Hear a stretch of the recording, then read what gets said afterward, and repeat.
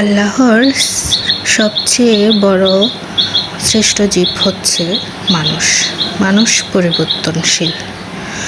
তাই কবি বলেছেন, মানুষ বদলায়, কারণে অকারণে বদলায়।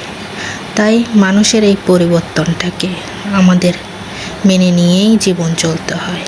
আসসালামু আলাইকুম সবাইকে।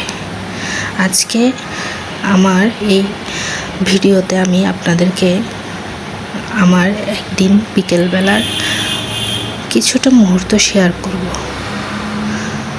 আমি বিকেলের জন্য কিছুটা নুডলস রান্না করব। আপনারা দেখতেই পারছেন আমি স্টিক নুডলসটা রান্না করছি চিংড়ি মাছ এবং ডিম আর সবজি দিয়ে।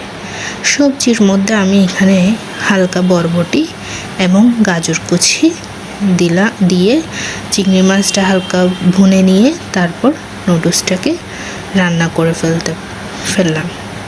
দেখতেই পেলেন খুব সুন্দরভাবে রান্নাটা হয়ে গেল। দেখতে অনেক লোভনীয় এবং খেতেও অনেক সুস্বাদু হয়েছে।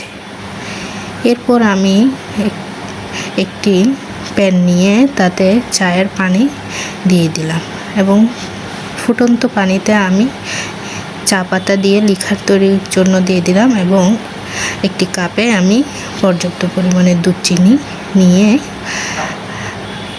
গুলে নিলাম। এরপর আমার যখন লিকারটা হয়ে এলো আমি চাতে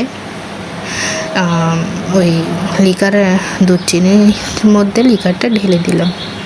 এরপর সুন্দর করে গোটা আসলে নাড়লাম। আসলে এই নাড়াটার যত সুন্দর করে নাড়া যায়, আপনারা অবশ্যই চার দোকানে দেখেছেন ওরা কি সুন্দর করে নাড়ে। একটা যে বুদবুদ ওটা দেখতে খুব সুন্দর লাগে।